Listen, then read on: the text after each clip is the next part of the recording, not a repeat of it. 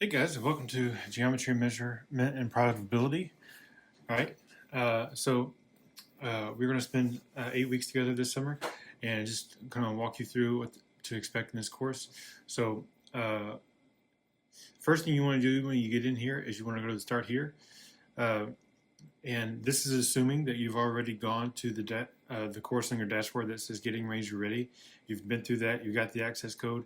You click the Start Here button in this course, and that takes you directly to this assignment where you're going to put in that code, and that will give you access to the rest of the course. All right, so going back, once you do that, then you'll have access to the rest of the course. You'll get in here. You'll go to the welcome page, and that will walk you through everything. The packet that we're going to walk through during this course is right here. You can print it out or download it.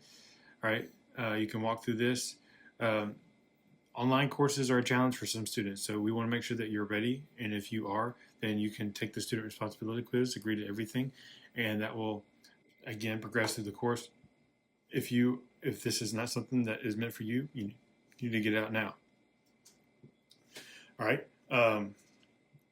And then, of course, all of your homework is in Pearson, and you want to make sure that you have access to Pearson. The way to do that, there's some instructions here, but you want to go to Course Materials right here, and you want to click on your course once it loads. Launch Courseware. That will give you an access code. You'll want to copy that to your clipboard, and then you want to go to Access Pearson.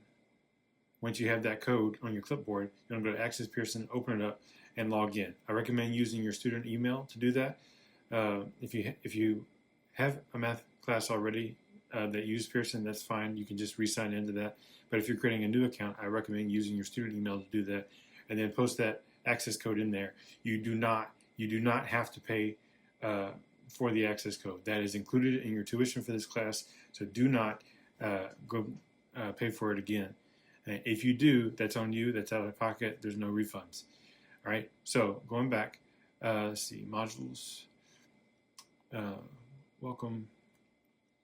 Okay, so for me, if you want to reach out to me, this is my email. This is where I'm located. I'm on the DeSoto campus in room 226. If you want to call me, this is my phone number. If you have, I reach out through Canvas Inbox only if I'm responding to you, because you emailed me first through Canvas Inbox, or if I need to say something to the whole class. Then I will use Canvas Inbox. Otherwise, I'm going to use your student email. So if you don't have access to Outlook and your student email, you need to get access to that ASAP. All right. There are going to be 2 proctored exams in this class, a midterm and a final. The midterm is, and the dates range for this are here. And then if you go to the modules, they'll tell you exactly when, and there will be signups that will come out a couple, 2-3 weeks in advance. So you can sign up for that, and whether it's for the midterm or the final. Okay, let's go over the syllabus real quick. All right, so you have all this here. Here's everything you should expect to learn in this course. Same Pearson instructions as you just saw before. There are no makeup exams, so if you miss it, you miss it. If you need to take it early, that's one thing. We can work that out. But if you miss the day of the exam, all right, that's it. You're going to have to figure that out. Or you're going to just do better. All right, so your midterm and your final make up, I think, 64%. We'll see that in just a second. So individually, they're 32% of your grade. So you want to make sure that you do that. You make sure that you don't schedule anything else for those days, and you get in and get it done. Now, because this is an 8-week course, during the week of the midterm, there will be other instruction going on. So the midterm is that Monday of that week. And then the rest of the week, we will continue with our lessons for the week. You can use a scientific calculator in this class. It has to be one of these approved ones. You cannot use graphing calculators, and proctors for the exams will be checking for that.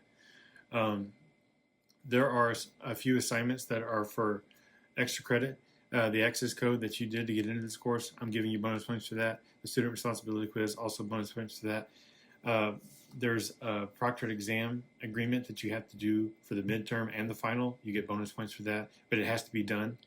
So the first 3 of these have to be done. The exam time, you have an midterm exam time and a final exam time. All right, so once you schedule your exam, you can go into these assignments and post your reservation details, and I'll give you bonus points for that. About 80% of the way through the class, you'll get a course evaluation. I don't get to see those and who's done it. Of course, it is anonymous, but at the same time, like you don't have, I don't get to see who's done it by going into the dashboard. I don't get to see that until the course is closed. So once you've completed the course evaluation, you want to take a screenshot of that confirmation, or sometimes they send an email saying, "Hey, congratulations, you've completed the course evaluation." You can take that email, screenshot it, turn it into a PDF, and somehow, some way, provide me with proof that you completed that course evaluation in this assignment. And then, so the course evaluation is for me as a teacher. How did I do? What could I improve on? And then the feedback quiz is how was the Canvas course structured? Was it helpful? Is there anything I need to change? This is my first time teaching this class. I've done the best that I can as far as like my personal likes, whatever. But if there's any feedback I need to know, as far as like maybe some things I need to change in Canvas going forward, or if it's something I can change while we're going through this course, I'm happy to do it. But going forward, if there's something I could change that would make students' lives easier, then I'd be happy to do that. For this class, it's an 8-week course, so you get 3 absences. On the 4th absence, you get cut out. So make sure that you are keeping up with your absences. For each week, there is a quiz that's associated with it, including the midterm week. And that quiz, you get 2 attempts. That quiz, you get 2 attempts, and you have that completing that assignment will tell me, hey, I'm here for this week. So each week you'll have that. And then the final, week 8, the final will count as your attendance for that week. Okay. If you get close to that threshold of absences, I'll be sending you emails that include the absence appeal form. So there's that. So there is a process. If you want to get back into the course, there's a process to do that. It usually takes about a week. And since we only have 8 weeks in this class, then I would encourage you not to miss. All right, stay on top of your stuff. All right, this is my AI policy for this class. And this is not everybody's. So everybody's a little different. Because your midterm and finals are proctored and you can't pass this class without passing those, I'm going to allow you to use chatbots to help you with your homework. The math labs are still open on each campus over the summer. You have BrainFuse online tutoring that is 24/7 in person. But if you just want to use an AI chatbot, here's what I recommend. I recommend opening a couple different ones, ChatGPT, Grok, Gemini, or whatever your favorite one is. Open a couple of them and put the same problem or same prompt into both of them and see what it gives you. Depending on the problem, it could give you different ways of looking at the problem, and you want to make sure that the answers line up. All right, so as long as it's giving you the same answer, maybe you can take that to the bank. But if it gives you different ways of looking at it, that could also be helpful, and you can use it to kind of help brush up your skills. All right, so you have your Pearson homework is 12%, and you're going to have a homework set for each lesson that we cover. You have weekly quizzes, and again, you have 2 attempts for those. The homework, the Access Pearson homework, you have unlimited attempts as long as it's open. And once it closes, you can continue to do those for practice if you want. But while it's open, you have unlimited attempts to do it to improve your grade. And then you have 2 attempts for the quizzes each week, and the quizzes live in Canvas. And again, each week I will check those to see who's done what. You have 3 discussions during this class. This has 2, but you do have 3 discussions for this class, 2 before the midterm and 1 after. So you want to make sure that you get those done. For full credit, you want to make sure that you posted by Wednesday, and then you reply to at least 2 more students or myself by the end of the week before the due date. And then again, once again, 64% of your class grade is your exams, 32% for your midterm, 32% for your final. So you want to make sure that you plan those and don't schedule anything else for those days, and go ahead and knock those out. If you need to take it early, we can take it early, but if you miss the day of the exam, that's a problem. All right, and it's going to be an uphill climb to get out of this class with a passing grade. All right, here's your summer, the important dates of this summer. All right, here are the math lab information if you need those. And again, Brain for You's online tutoring, you can access that there. If you need Canvas support, you can reach out to me or e-learning. And here's some contact information for that. And here's some information about the campus libraries. So very useful. The library is very useful. So even if you just need a quiet place to get your stuff done. All right, and then here's some more boilerplate stuff that you might need. Okay, so let's go back to the home page. I've included this book meeting button in several places. It's here in the syllabus, and if you ever need to come see me, you can schedule an appointment. And then on the home page, it's right here as well. So you want to make sure you do that. And if you go to modules, so let's take a look at week 1. So week 1, you're going to have your first set of homework. We're going to cover 3 lessons of week 1. You have your attendance quiz, and you have your first discussion, which is just an introduction to everybody. All right, so you click on week 1 overview. Here's everything you should expect to do. Again, here's your weekly assignments. And then the packet that we're going to go through this course is in the welcome page, but the answers to all those lessons are right here. And so if you click on lesson 1 notes, it gives you all the answers here. So if you miss something, you can come back and get it. And the videos are me walking through each of these pages. And all the videos are mine, so that's helpful. And then since this is a group of future teachers, I've included, from time to time, I've included different resources that you can use. So like this is an interactive slope manipulative, so that, something you can use with your students. I've provided, when we get to units and measurements, there's some videos. There's videos on Pythagorean theorem. There's videos on the metric system, stuff like that. So the different things that you might want to save for later as you become a teacher, something you can use.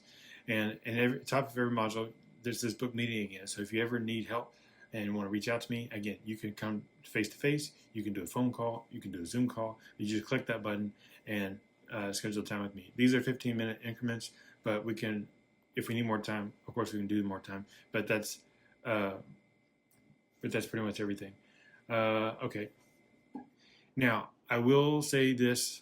Let me go back real quick. So all the weeks look pretty much the same. And then you'll have announcements each week, just kind of reminding you, hey, this is what's going on. You will get an announcement about midterm signups whenever it's available. The dates are still unknown about that, so I haven't posted those yet. But you have your midterm sign up. This is that bonus assignment, the midterm exam time. There's a review, and there's a practice midterm. So the midterm review is just a kind of like your exam agreement, what to bring, topics and resources, so what you can expect. Here's some formulas and stuff that you might. This includes stuff for the whole course, so not everything applies, but I have broken it up. So whatever we covered, the midterm covers everything that we covered before the midterm, and the final covers everything after the midterm.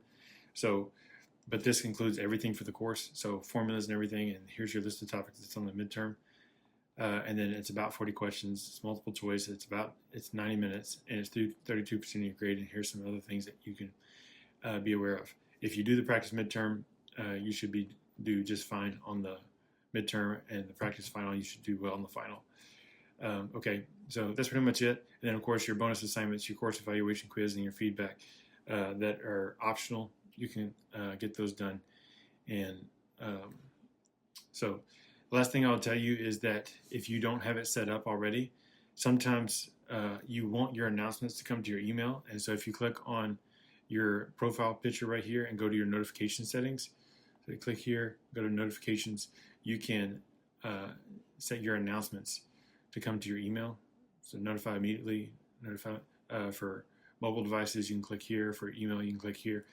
I highly encourage you, if it's not already set up that way, you set it up that way so that when an announcement goes live, it goes to your email, and you can do that. And again, that's going to go to your student email, so you want to make sure that you have access to that.